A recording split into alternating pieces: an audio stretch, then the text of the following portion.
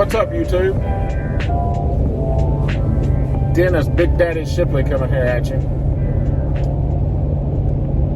So today I'm recording a little bit on the way down to Florida. As a professional fisherman, we only have certain times that we're allowed to practice, and they have cutoff dates. So we're going to head down to Florida just because that's the best weather right now.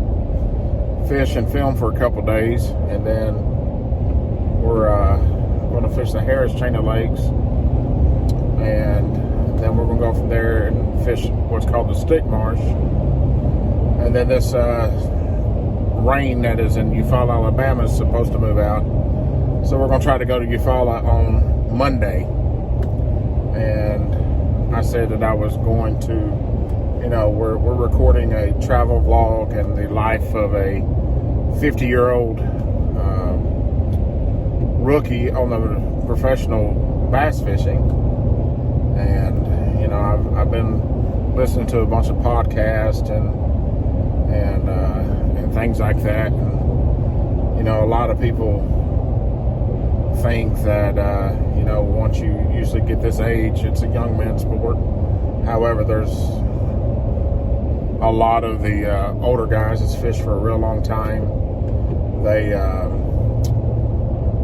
still doing good, some guys are fishing and they're up in their upper 60s, even 70. However, they have been around the sport for years and they know about the ins and outs and fish these lakes, hard telling how many times. So it's going to be a little bit tougher on me being a rookie. Not quite 50 yet. I am 49. However, I will be 50 in February. But I'm pretty excited. Never done anything like this before. As you can see behind me, I got a bunch of hang-up clothes. I did not realize what it took to even go for. I have to pack that I'm going to be gone for a couple of weeks. I don't know how long I'm going to be down here for. But I got one of the hard covered the shells on the back of my truck, and I got it full with, you gotta have power cords and tools and a bunch of oil for your boat and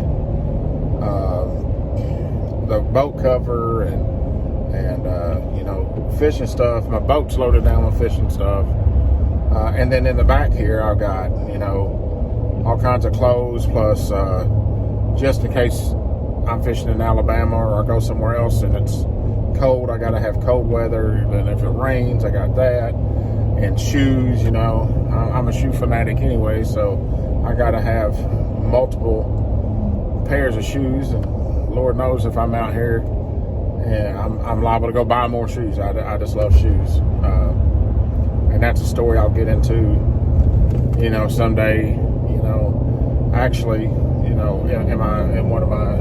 the second video I shot, I talked about not having my first new pair of shoes until I was 15. And what's funny is one of the things that drives me so hard to try to be successful, to try to do this, is always been shoes. I love having a new pair of shoes, and I don't need $200, $300 shoes or anything else, but I just like having new shoes.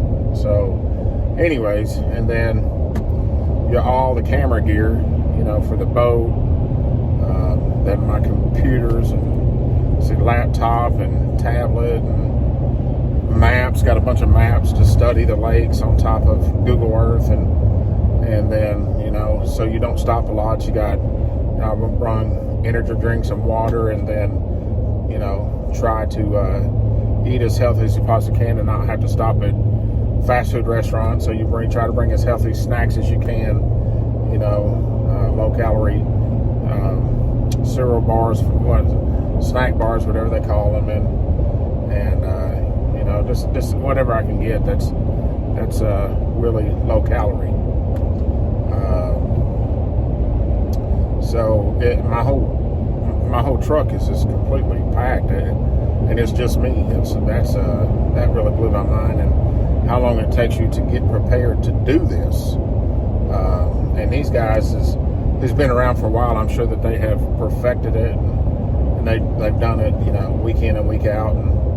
But it is new for me, and so I mean, it took literally 2 days to get everything prepared. And I'm sure that I forgot stuff, and my wife says, all right, whatever you forgot, text me so we can make a list so we know we don't forget it next time. And between my wife and my mother, they have been a big help. And I've had some help from my son-in-law. He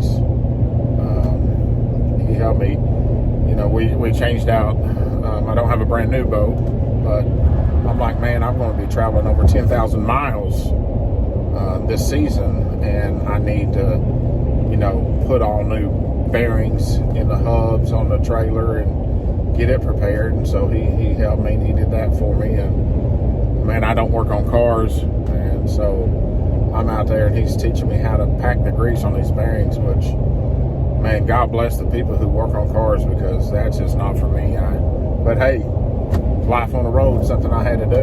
I can't expect him to do it all, but that was quite interesting. He got to make fun of me a little bit because I don't like I had gloves on, but don't like all that grease. And so, but man, stuff to get ready. I had to drop the boat off yesterday because, and I'm going to do a video tomorrow on what I'm running as far as my units. And I actually traded one of them out and put something else on, and he's kind of touched up some wiring for me. And man, he had the boat for a day and a half, and then I had to run by the people who's going to wrap my boat and have a little consultation with them. So I get out of I leave town late, and so I'm traveling all the way down to Florida.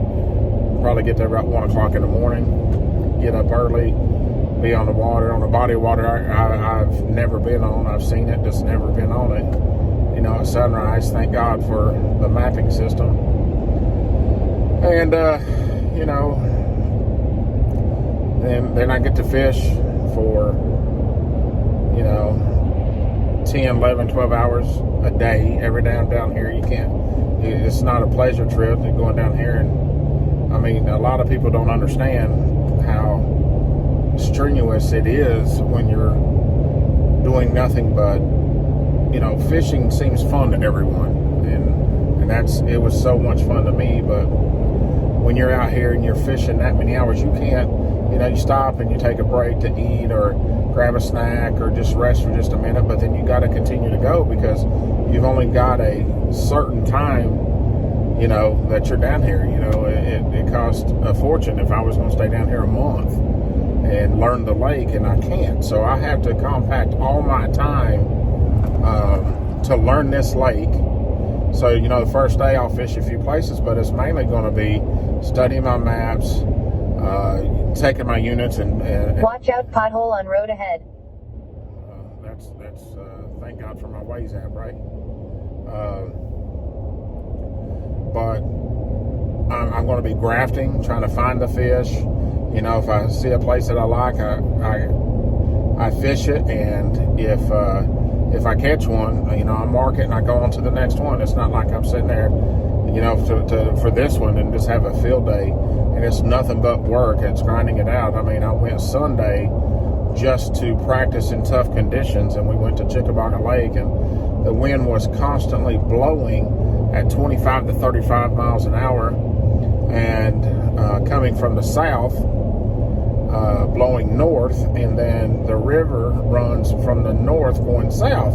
So you got two opposites going at the same time, and then you had just a tremendous white capping going on. I'm talking about 3 to 6 foot white caps. It was some tough conditions. So I spent 10 hours, and in reality, I probably should have filmed it, but we're talking about one bite, caught the fish. It was chunky. It was not long, but it was really fat. They're feeding up right now, but one bite, and the guy that I was fishing with, he didn't get a bite. So we got one bite together in in around 10 hours of just fishing in that hard wind and just cast after cast. And my watch said, you know, that I burned over 3,500 calories, and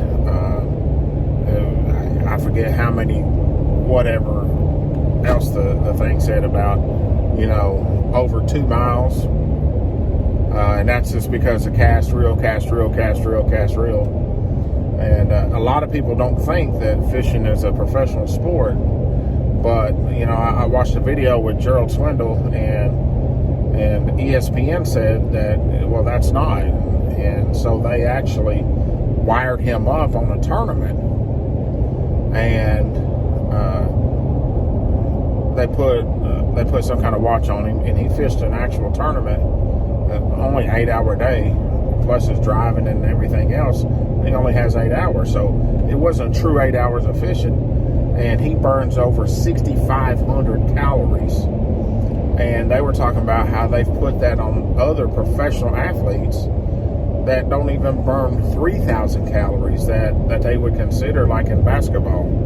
You know, you're burning 3,000, and that's double in fishing. People don't understand how strenuous it is, and what it takes, and you know, even though I'm out of shape, you know, you got to be in some kind of shape to be doing this for 10, 11, 12 hours a day when you're practicing, because like I said, you don't have a big time period, you know, I go fish it every day and I'll learn the lake, and no, I got to do everything and compact my time in.